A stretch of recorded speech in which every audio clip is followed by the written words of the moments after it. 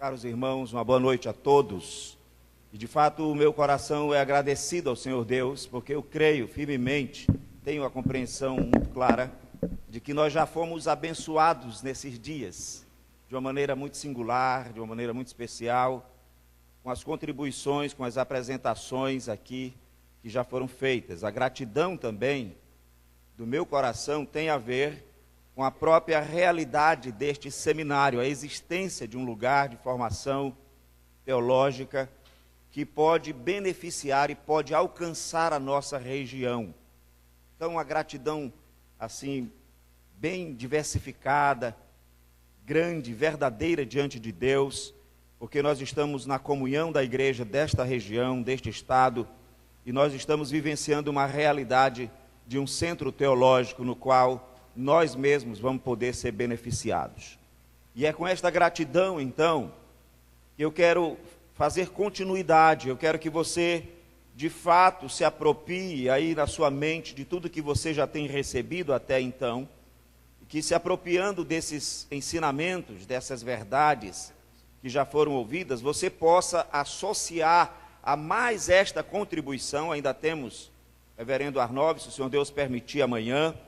Então, com esta associação, vocês possam ser abençoados como família, individualmente, como família, e também como igreja, e também no instituto.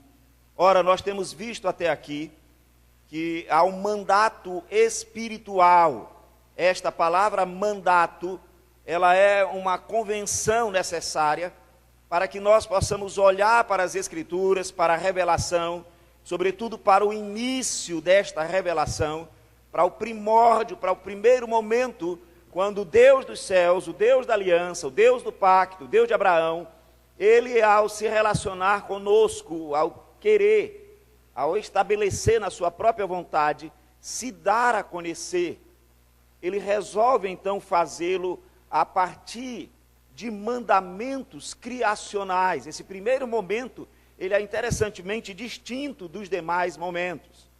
Há uma divisão, na verdade, em relação à revelação,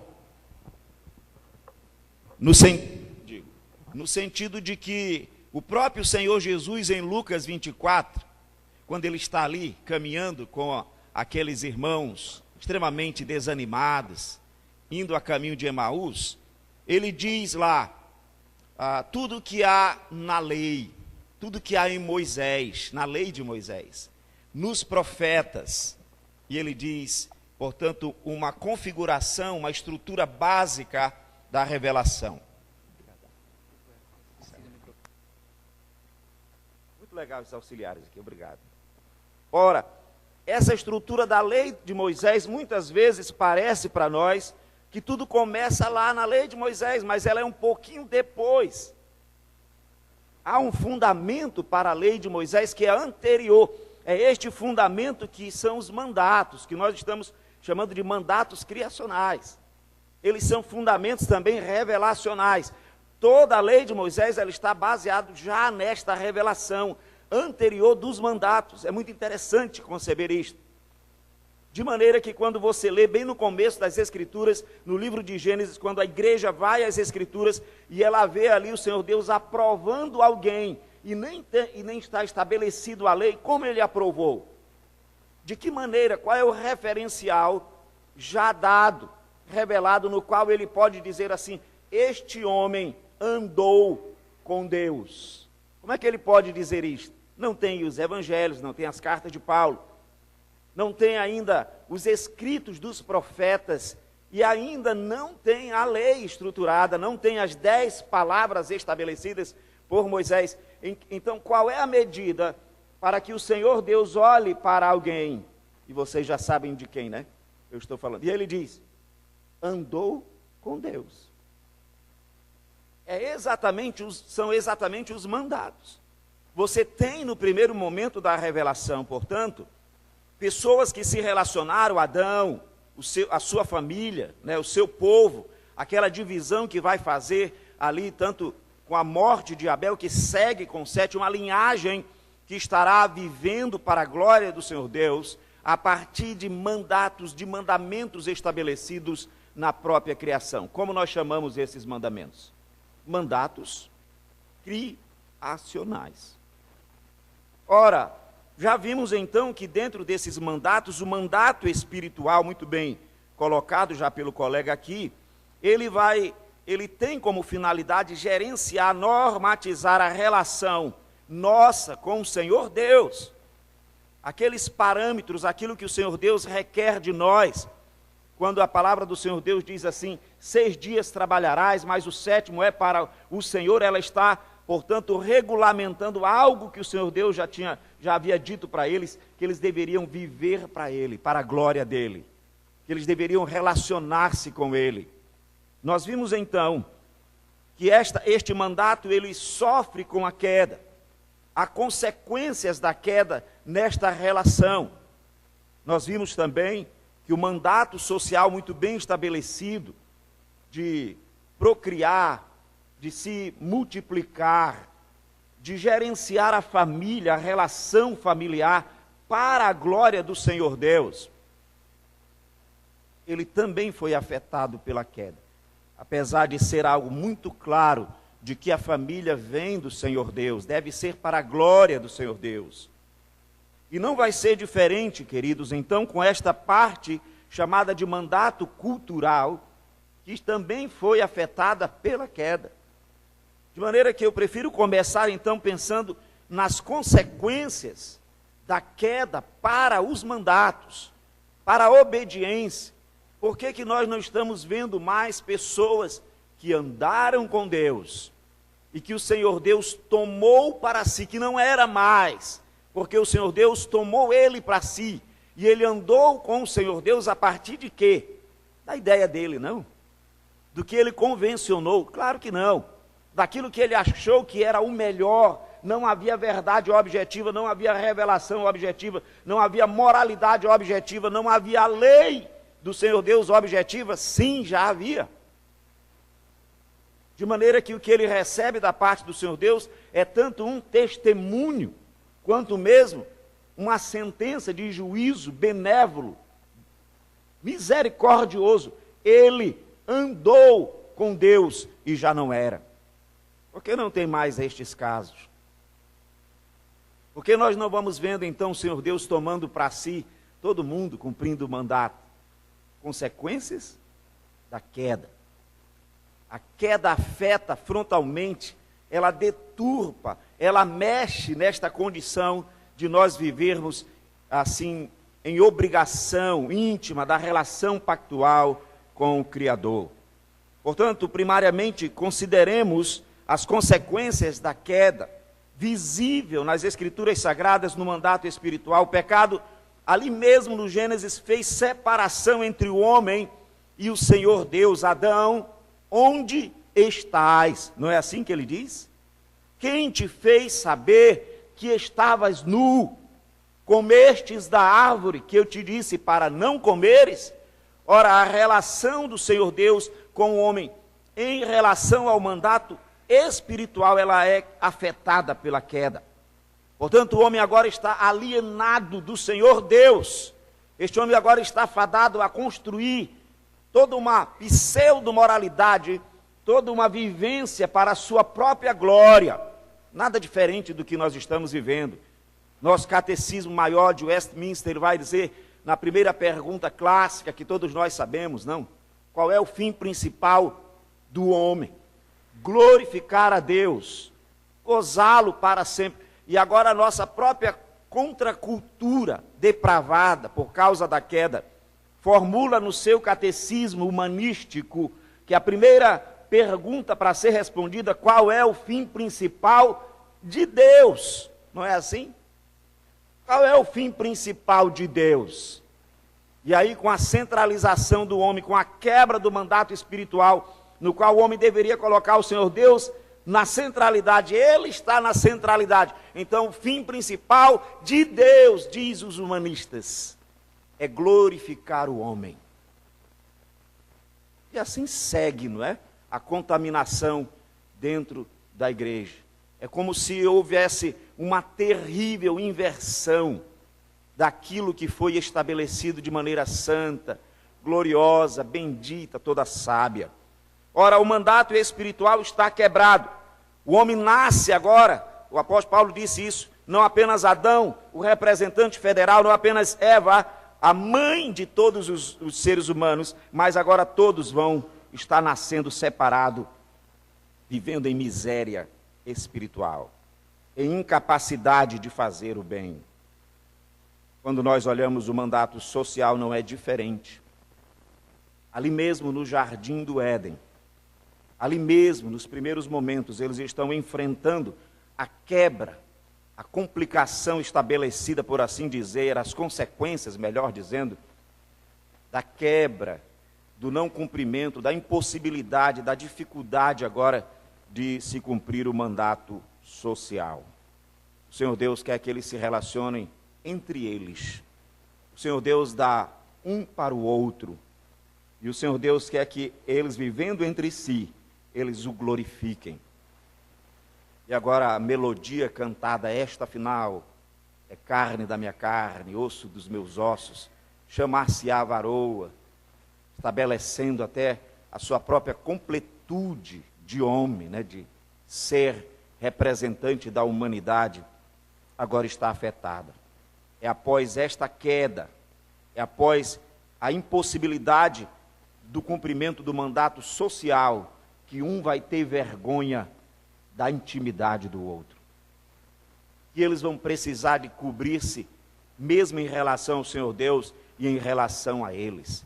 Até a própria intimidade, a vergonha, chamada vergonha sexual, se estabelece. Aquilo que é bênção, aquilo que vem do Senhor Deus, está mexido, e nós não sabemos então para onde foi toda a nossa inclinação sexual, complicada, corrompida. Falo de mim, falo de vocês, a dificuldade que é administrarmos, podermos zelar dos nossos impulsos, das nossas vivências, daquilo que é inerente a nós enquanto seres humanos no aspecto sexual.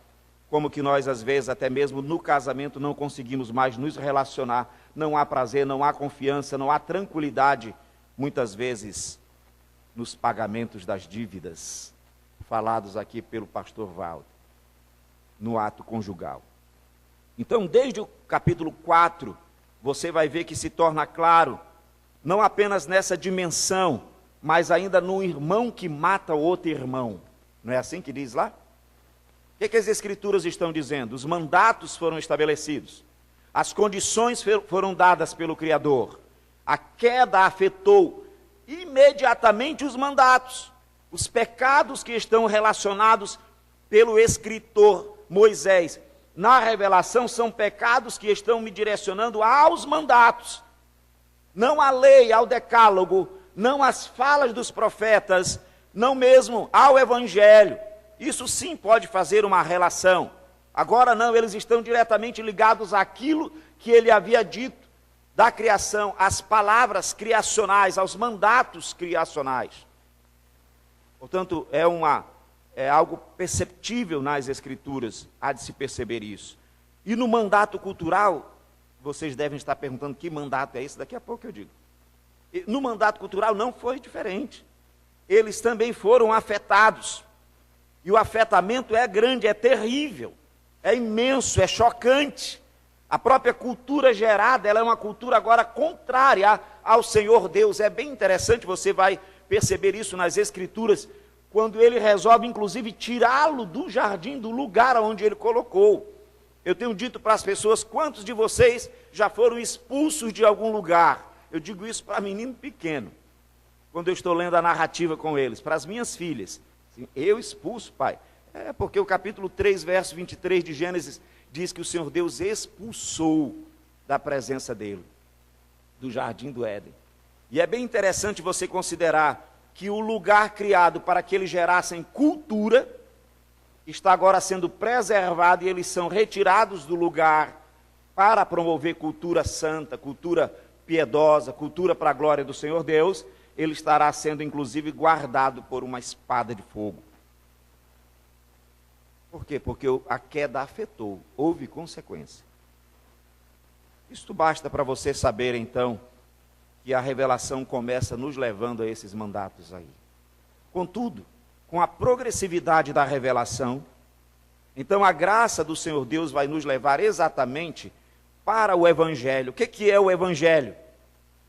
O Evangelho é exatamente a boa notícia de que os mandatos vão poder ser efetivados de novo.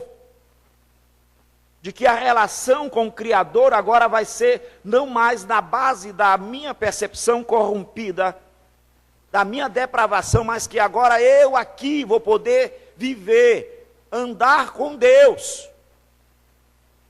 A tua casa vai poder andar com Deus. A nossa relação vai ser uma relação familiar, uma relação marital em relação ao mandato social. As nossas vidas estarão norteadas pelo mandato espiritual. Não haverá um Deus na frente. Embora isso vai ainda ser de luta, de tensão. A cultura que eu vou gerar não é mais uma cultura depravada, algo que agride, mas voltará a ser a cultura, o meu trabalho vai ser algo que agrada o meu Redentor. Antes, o meu Criador, o seu Criador, o nosso Criador. Esse é o Evangelho. Ele vai dizer exatamente a boa nova, é que isto é feito na progressividade. Isso aparece, e eu peço licença para mostrar ainda rapidamente, introdutoriamente aqui, né?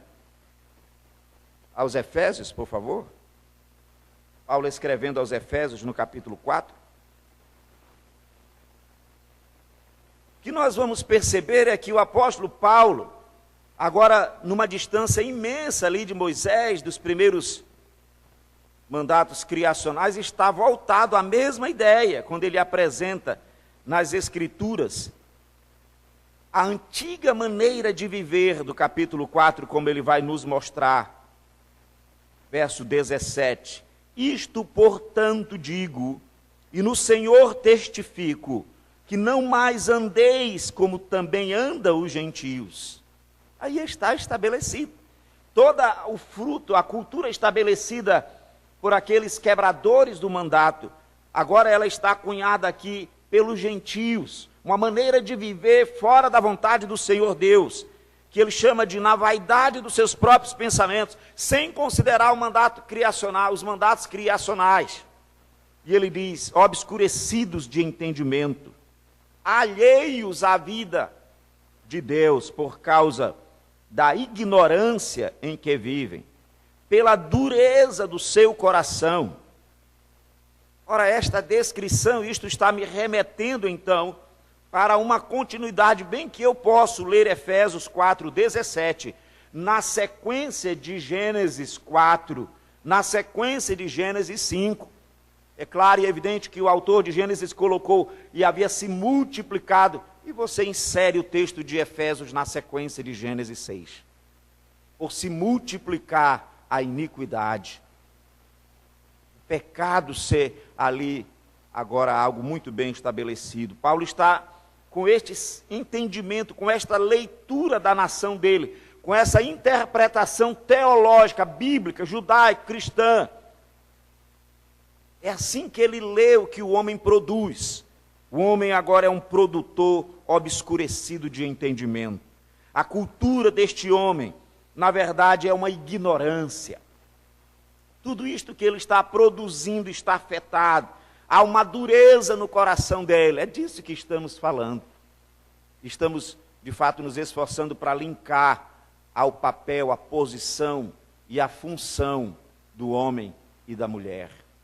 Mas é importante, então, que você tenha bem estabelecido isto. Os mandatos são convenções necessárias daquilo que nós estamos vendo nas Escrituras Sagradas. Você pode fazer uma pesquisa melhor do que a nossa, ou do que a minha, pelo menos. Mas esses mandatos remontam ao neocalvinismo muito bom, que estava combatendo o liberalismo. Abraham Kuyper é quem vai formular esta concepção, sistematizar esta ideia, mas ele é bíblico, ele já estava aí. Ele ganha notoriedade nos escritos reformados, de fato, para que nós pudéssemos ter uma compreensão dele. Então busque lá a origem, na teologia pactual, na teologia da aliança, de onde vem isto. De maneira, queridos, que eu quero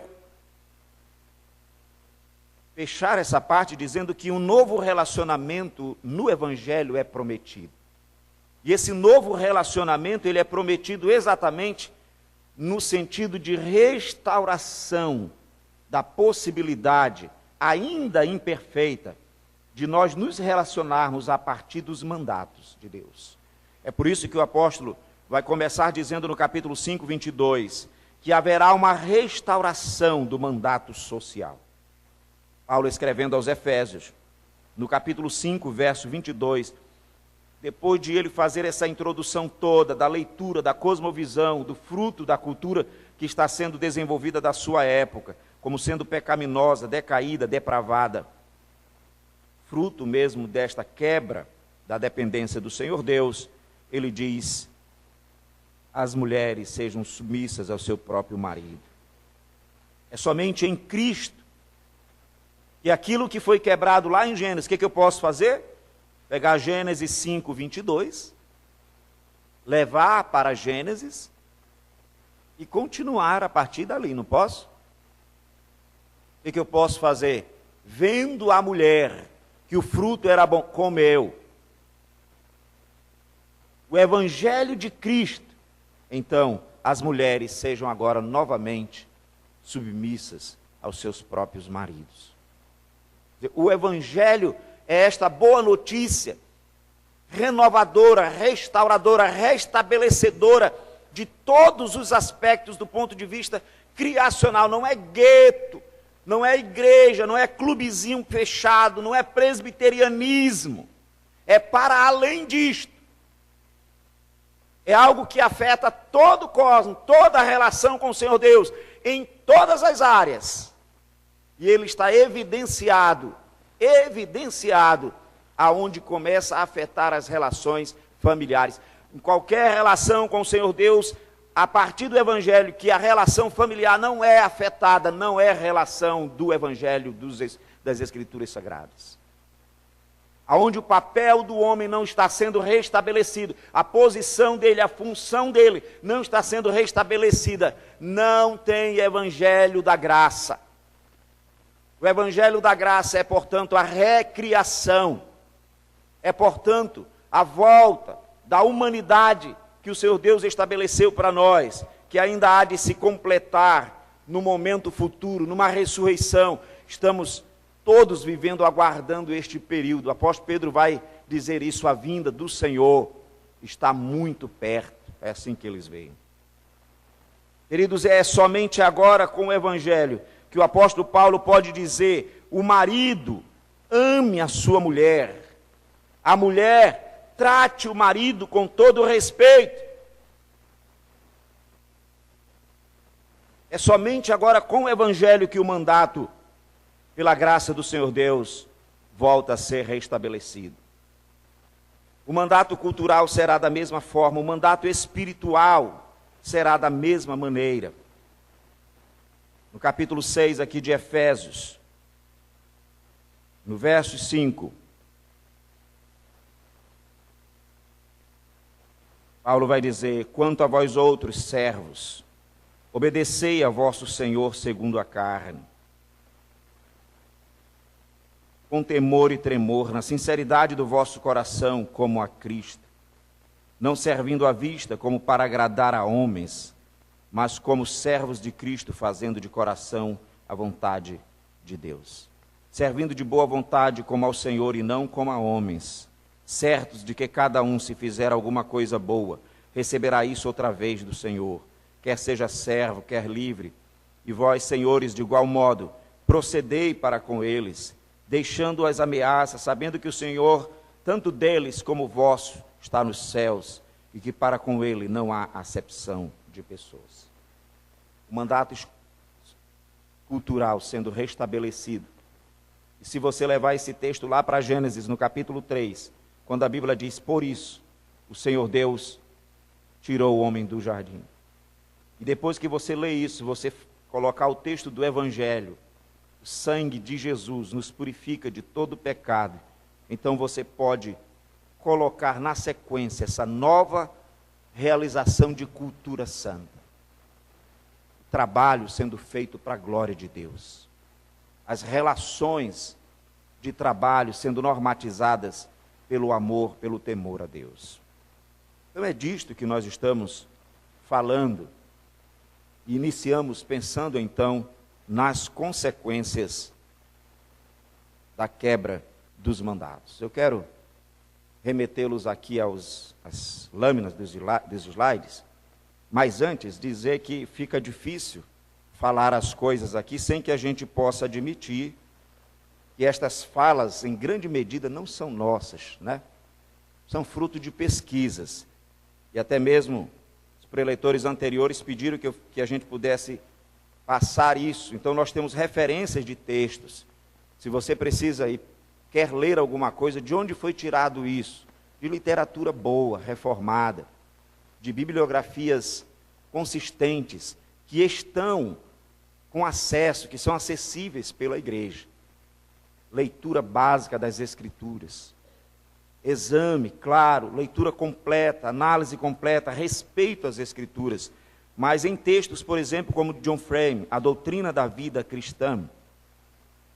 Em textos como Gerhard Bray, que é um comentário bíblico da Reforma, de Gálatas e Efésios. E aqui eu falo do que eu tentei produzir e estou tentando trazer para vocês.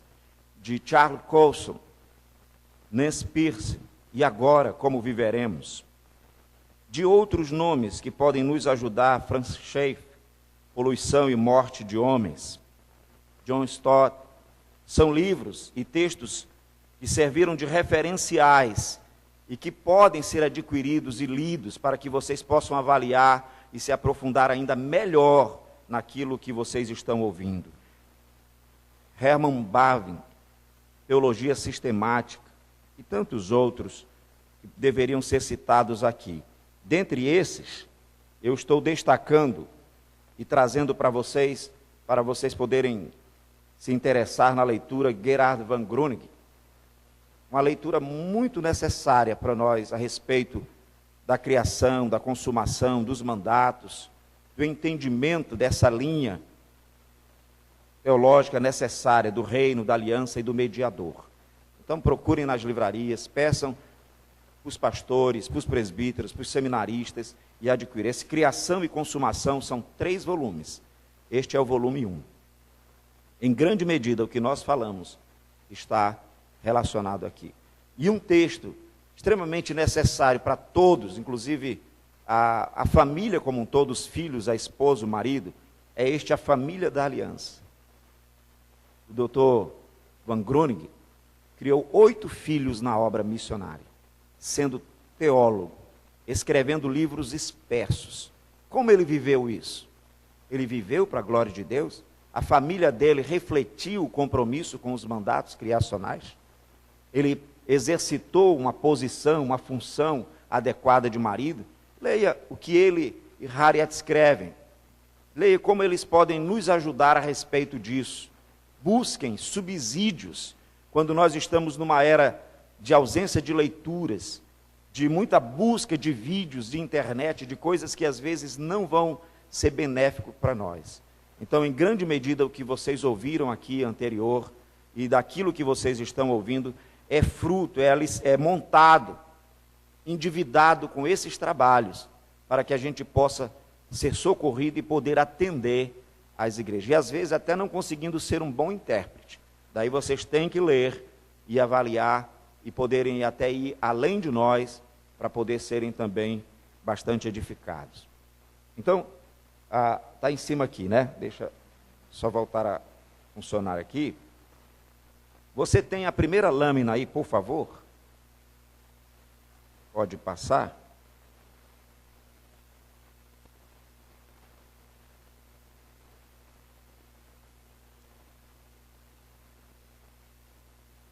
Ela traz uma imagem que eu não sei se está nítida aqui. Essa imagem ela é emprestada e ela é uma tentativa de poder sistematizar numa figura muito do que nós estamos extraindo das Escrituras do ponto de vista de teologia da redenção, de entendimento de que as Escrituras, ela não é uma coxa de retalhos, as Escrituras não é um livrozinho de promessas, que eu tiro um verso E aí eu abro, gostei desse versículo, vocês sabem das histórias aí do cara que gostava de botar o dedo, orar e ler os versos, né? E aí o meu pastor, ele dizia isso quando eu era menino, né? Ele dizia que o moço orava e abriu lá, e aí caiu lá no texto que diz assim, Judas foi e se enforcou. E aí ele orou de novo e disse assim, Senhor Deus, me dá outro texto, né? Para eu ler as Escrituras. E aí ele colocou o dedo lá e caiu num texto que diz, vai tu e fazes o mesmo. Então, esta leitura descompromissada, esta leitura sem a percepção de que as Escrituras, ela traz uma linha que perpassa, ela está montada numa linha arrumada, na qual você está percebendo a história, o desenvolvimento da história da teologia, da história da redenção, melhor. Ela está sintetizada nesta figura. Quando um pacto da criação, há um Criador, é perceptível, é pacto da criação. Isso é uma figura emprestada, ela não foi criada por mim. E aí então, esse pacto da criação, ele é exatamente percebido lá no Jardim do Éden. As Escrituras vão mostrar para nós que os profetas vão dizer, Adão quebrou a aliança. Ora, se Adão quebrou a aliança, havia uma relação pactual ali. Adão não está ali no etéreo, assim, solto. O pacto da redenção, colocado e visto nas Escrituras, quando é na eternidade, antes da fundação do mundo, quando a própria divindade, o Pai, o Filho, o Senhor Espírito Santo, estabelece que deve vir a existência ao mundo, tudo para a glória do Senhor Jesus, tudo para o louvor do seu nome. E ali, então, nesse pacto da redenção, eles estabelecem que a salvação deve acontecer. Como ela deve acontecer? Então, isso é um desenvolvimento, há um cumprimento disso no relato de Gênesis, na criação do homem, do cosmos, na criação do Éden, na administração da queda e etc. Então, você vê no momento abaixo aí, criação, depois, neste cinza do meio, você vê queda, redenção, iniciada e antecipada. Se você está numa linha do tempo, você vai começar com a criação, do que nós estamos nos referindo dos mandatos criacionais. E todo esse período que perpassa aí nas Escrituras, ele pode ser definido como queda e redenção iniciadas, antecipada, ali desenvolvida, como diz Gênesis no capítulo 6, até que nós possamos chegar numa redenção consumada, na nossa própria glorificação. Nós estamos caminhando para isto. Então, como esse gráfico ele não se propunha a falar dos mandatos, mas você vai ter aqui a ideia de que há um período, portanto, antes da queda. Na leitura das Escrituras, você precisa perceber isto. Você lê as Escrituras e perceba, há um momento revelacional, antes da queda. É neste período que os mandatos são dados. Você vai perceber lá no final, no verdezinho de baixo, é o cumprimento inicial dos mandatos, neste período antes da queda. Você vai ter um outro período chamado de Caim, Abel, até os patriarcas. Vejam como se desenvolve isso. Vejam quais são os sinais, as manifestações deste pacto, da redenção, da criação, desta aliança firmada, como isto está sendo desenvolvido.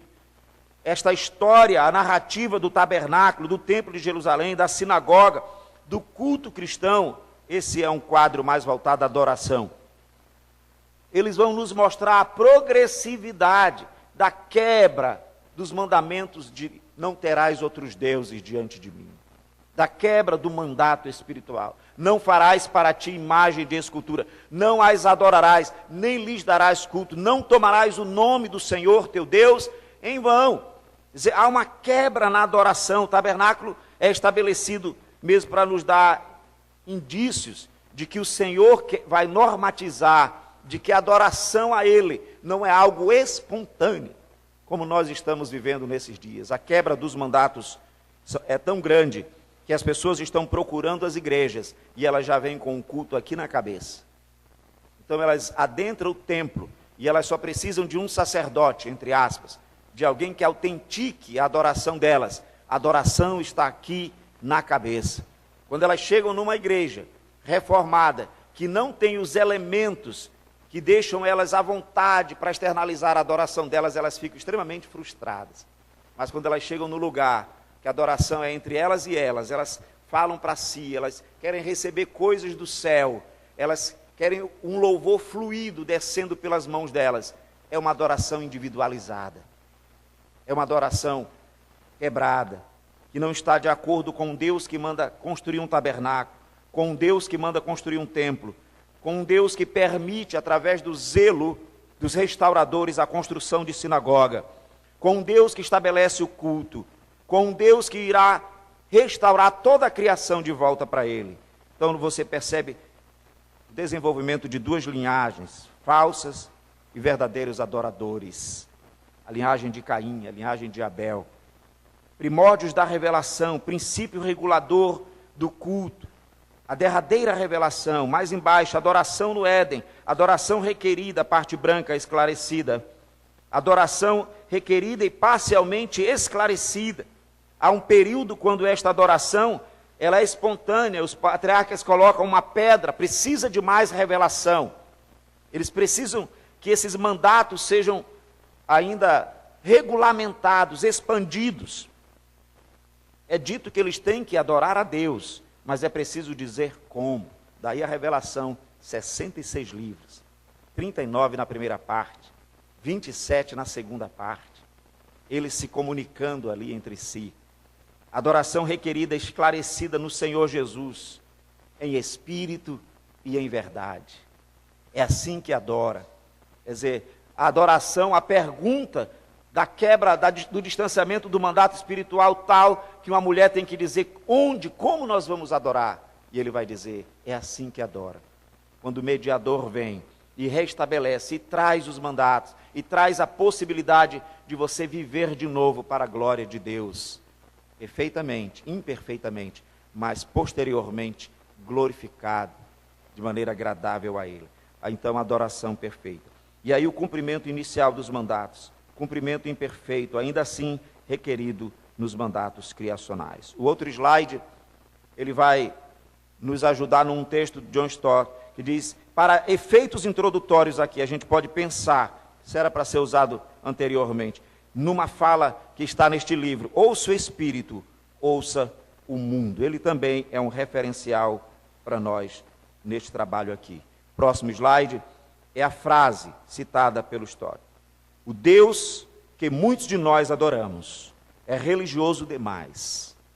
Aparentemente, nós achamos que ele só se interessa por livros, edifícios e cerimônias religiosas. Mas não é bem assim.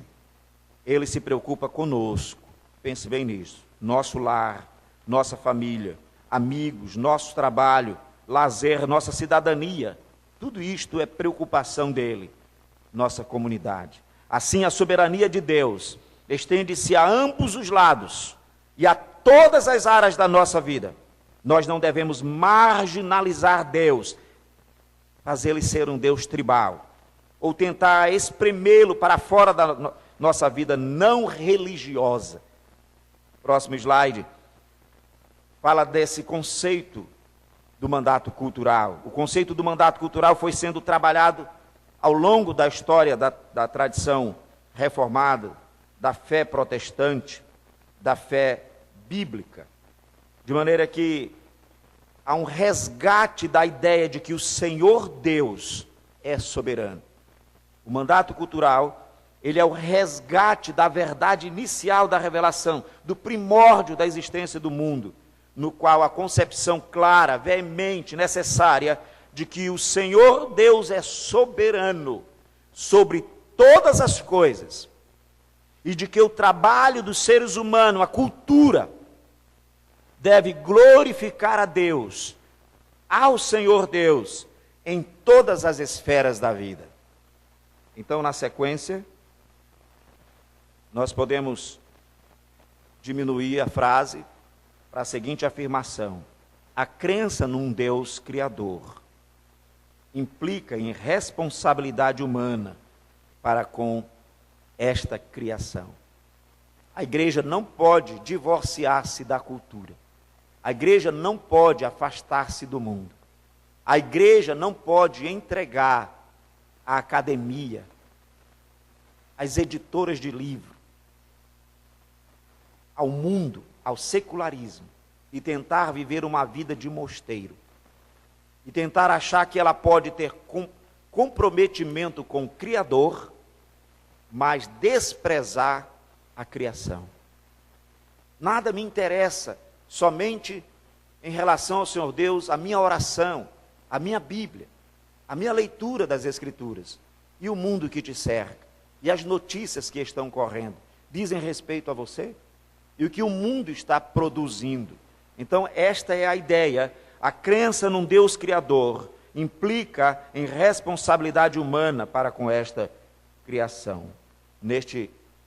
Nesta lâmina seguinte, no slide seguinte, e estas responsabilidades, e aí eu quero convidá-los, por gentileza, a abrirmos em Gênesis 1, 26, elas estão explicitadas, especialmente nos relatos de Gênesis 1, 26. Este mandato criacional que está lá. Em Gênesis 1, 26, a palavra do Senhor Deus diz: também disse Deus, façamos o homem à nossa imagem, conforme a nossa semelhança. E aí então aparece a palavra domínio. Tenha ele domínio sobre os peixes do mar, sobre as aves dos céus. Esta palavra já foi trabalhada aqui, e eu queria só chamar a atenção no capítulo 1, verso 14, para um aspecto que eu não tenho resposta, que a gente deve ainda continuar perguntando ao texto, pelo menos eu, se os irmãos têm, me ajudem depois, porque você percebe que o verso 14 é dito: disse também Deus, haja luzeiros no firmamento dos céus, para fazerem separação entre o dia e a noite, e sejam eles para sinais, para as estações, para dias e anos, e sejam para luzeiros no firmamento dos céus, para alumiar a terra. E assim se fez. Verso 16. Fez Deus os dois grandes luzeiros, o maior para governar. Então, quando nós pensamos em espaço, quando nós pensamos ali em cenários, o Senhor Deus havia criado vários cenários assim, menores, para um cenário maior. E neste aspecto aqui, antes dos homens, ele já havia dado a autoridade, ele já havia estabelecido que até na sua criação já haveria domínio, antes de o homem receber um mandato criacional, um mandato cultural, de gerir. Essa gerência é compartilhada pela própria criação, é o que eu tenho entendido aqui. Ora, esse próprio astro, esse próprio elemento criado, que o Senhor Deus fez, os luzeiros, eles vão governar o dia.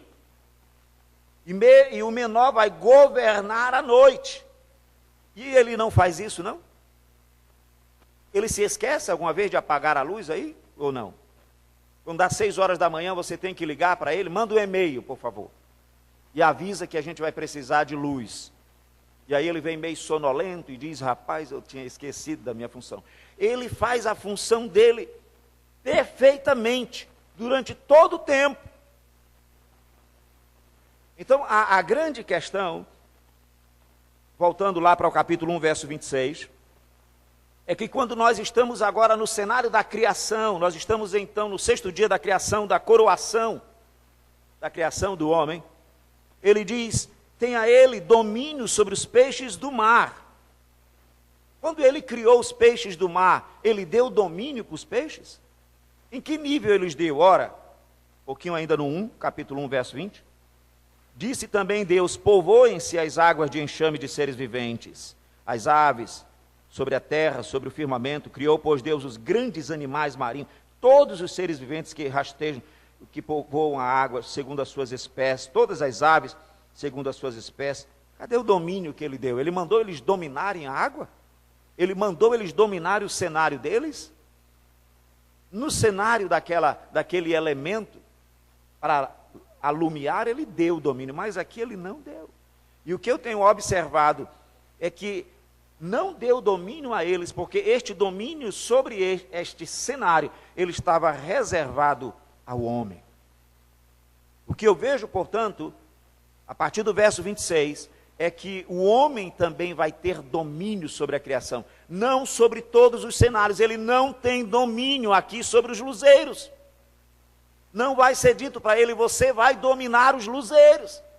E é muito interessante pensar na tecnologia, no avanço da cultura, dos domínios de ciência, mas nenhum domínio em relação a controlar o céu, a controlar o sol. Ou tem? Eu estou equivocado. Nenhum domínio. Ele continua sendo independente, autônomo. Ele continua exercitando o seu domínio juntamente conosco, para o nosso serviço. Permitam, se eu puder ser bem breve. Mas há toda uma teoria de que há mesmo uma quebra na camada de ozônio, como diz, um afetamento na camada de ozônio, né? E aí você não pode fazer isso, não pode fazer aquilo, vai destruir, o mundo vai acabar, e etc, etc. Aí quando vem alguns homens bons mesmo, pesquisadores, eles dizem assim, não tem nada que o homem possa fazer que possa afetar a camada de ozônio. E aí quando eu leio esse texto, eu digo, eu entendo isso. Ele diz, esse povo está meio malucão mesmo. Eles acham que o cosmo é nosso. Eles acham que se eu quiser eu destruo o mundo amanhã. Basta eu espirrar meu desodorante várias vezes. Ele diz, não vai ter isso. Porque o domínio é compartilhado. Por que eu estou dando ênfase nisso? No mandato cultural, eu tenho responsabilidade com o cosmo? Tenho. É corresponsabilidade. O maior responsável por tudo é o Senhor Deus, Todo-Poderoso. O Deus do sol, o Deus da lua, o Deus do universo.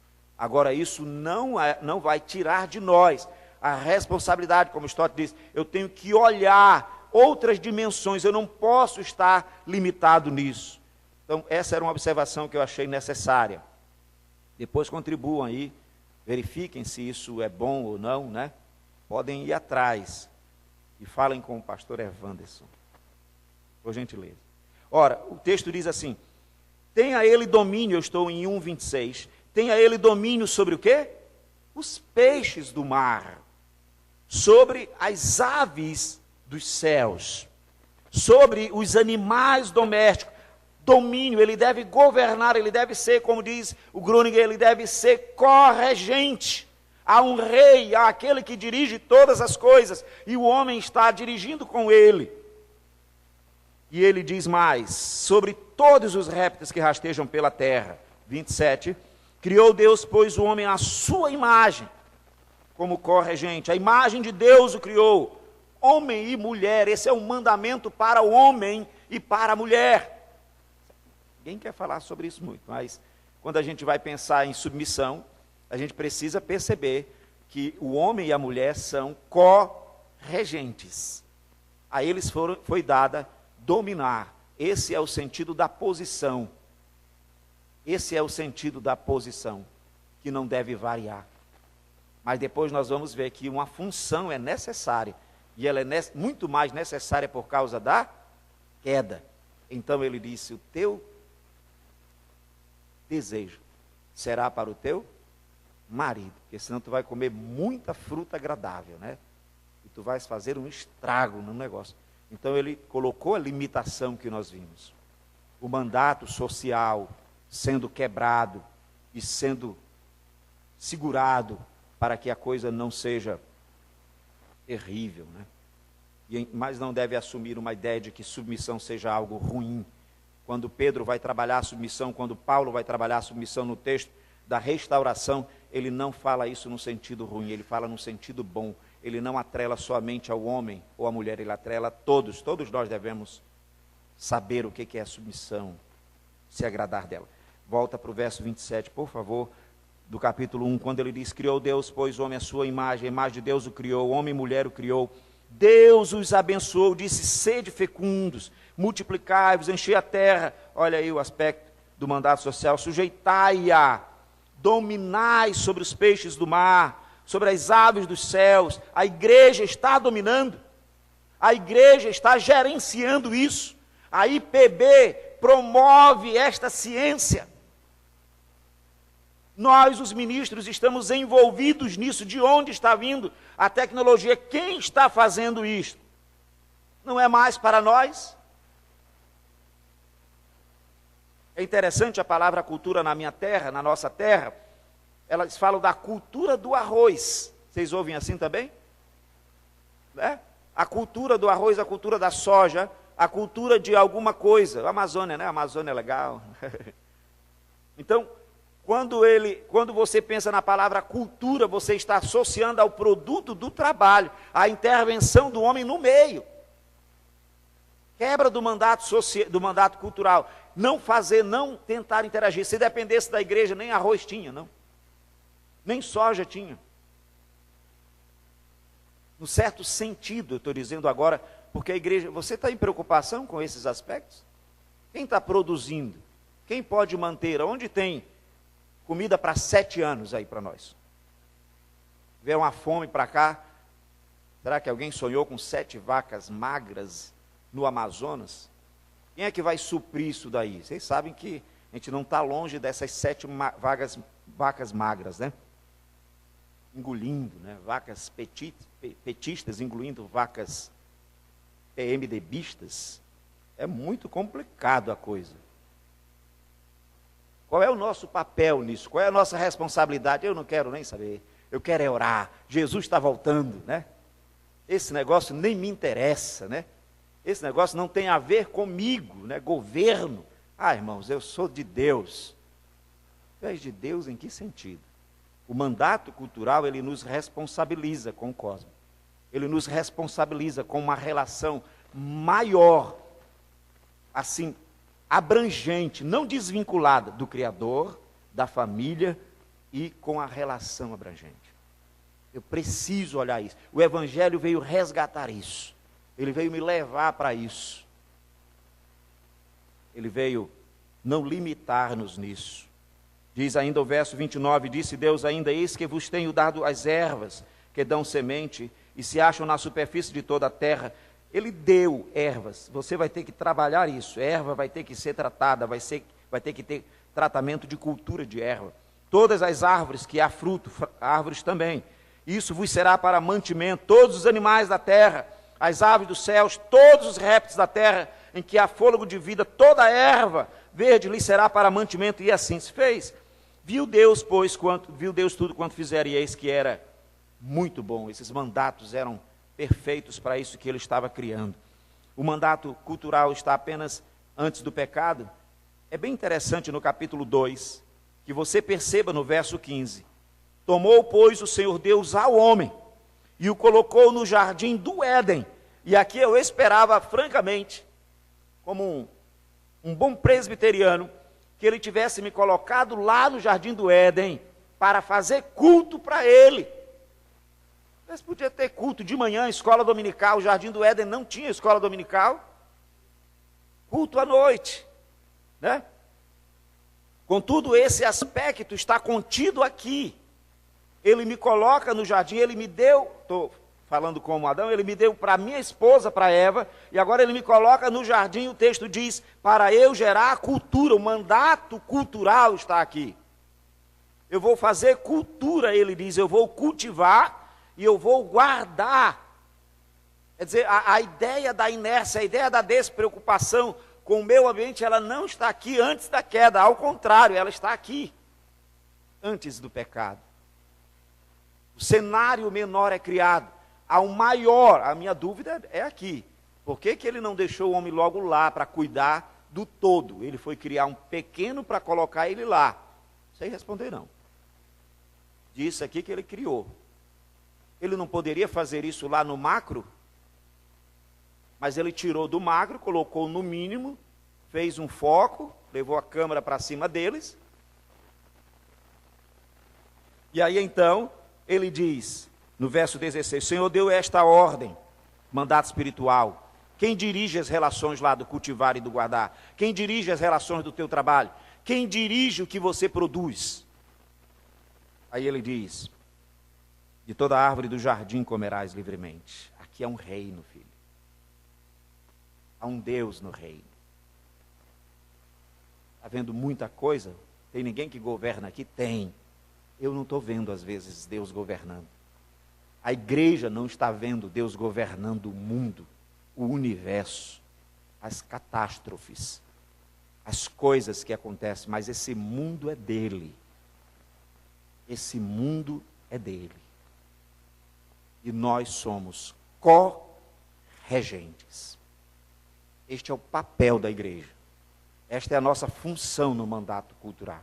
A posição do homem foi dada para que este mandato seja efetivado. A função do homem foi estabelecida para que este mandato fosse efetivado.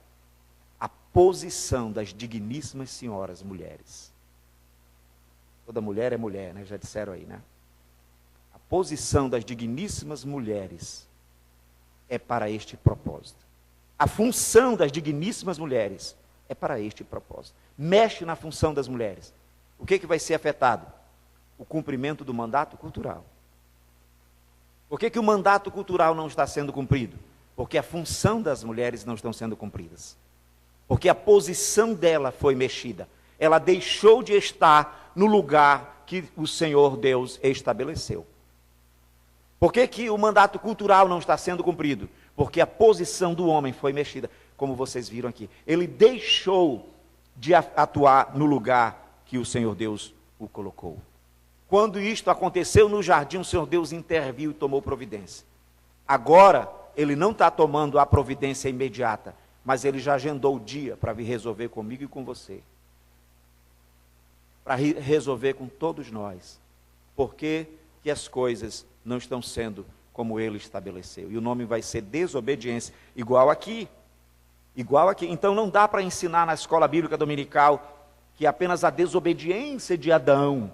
E não há desobediência mais em nós. Só que não tem mãe mais nas casas. Só que as casas não têm mais culto doméstico, não tem reunião doméstica. Só que as famílias não estão vivendo para a glória de Deus. Mas a desobediência era só de Adão, filho. Era só de Adão. A desobediência continua. Desobediência ao quê? Aí as pessoas dizem, somente a ordem que Deus deu, não aos mandatos. A professora de escola bíblica dominical, ela há de estudar sobre os mandatos. Ela deve perceber aqui que o que eles estão quebrando aqui são mandatos criacionais, estabelecidos pelo Senhor Deus. E que agora eles são colocados num cenário menor, para ali fazer o estágio. E o estágio foi curto. Ele diz então, e o Senhor Deus lhe deu esta ordem, de toda árvore do jardim comerás livremente. Vamos ver então como vocês respondem a isso. Mas da árvore do conhecimento do bem e do mal, não comerás, porque no dia em que dela comeres, certamente morrerás. A relação com o cosmos tem que ser em relação a Deus, não em relação ao diabo. Mesmo que ele diz que a camada de ozônio vai acabar, mas eu tenho que ver o que o Criador diz para mim. Mesmo que ele diga, não morrerás, eu tenho que ouvir o que ele disse, certamente morrerás. A árvore tem algo mortífero, e ele disse, não tem. Então, ou a cultura se relaciona com a voz de Satanás, ou a cultura se relaciona com a voz de Deus. As consequências serão certas.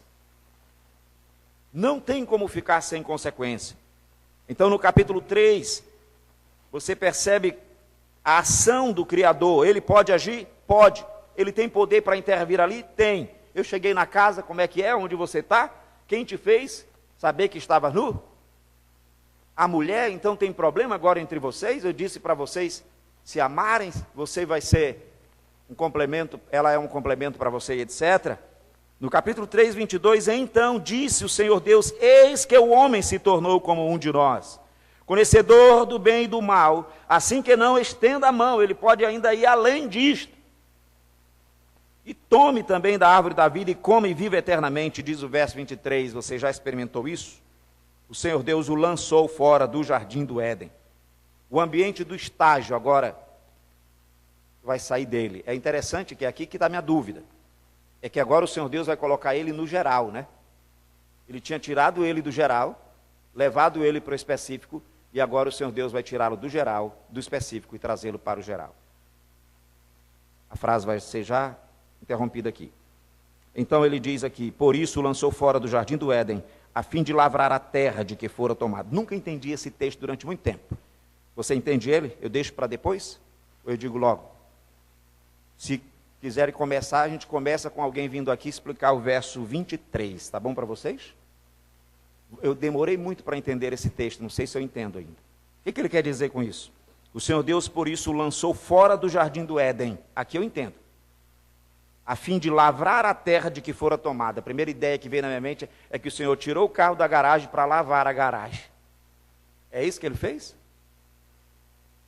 Ele tirou o Adão do jardim para lavar, para arrumar o jardim? Foi isso que ele fez? Não é isso. Eu tive que consultar um monte de versões e dar uma olhadinha nos textos para a língua que foi escrito, para poder entender isso aqui. A fim de lavrar, o verbo aqui, o sujeito é o homem e a mulher. Eles tinham a finalidade de cuidar do Éden, agora eles vão ter a finalidade de cuidar do geral que foi criado. Vamos fazer uma interrupção necessária? É agora? É isso mesmo? Tem mais 10? Meu relógio? Ok. Tranquilo. Então dá para fechar aqui. É isso mesmo a interpretação do verso 23? O que vocês entendem dele? Pode fazer isso assim? Pode? Interagir? Tu deixa? Tá bom. O que é o verso 23? Esse verso, o sujeito do verbo não pode ser o Senhor Deus. Se você entendeu a leitura desse verso como sendo o sujeito o Senhor Deus, a fim de lavrar, o Senhor Deus vai lavrar a terra do que fora tomado. A própria finalização do verbo, do texto já está dizendo, a terra que ele foi tomado. Quem foi tomado de onde?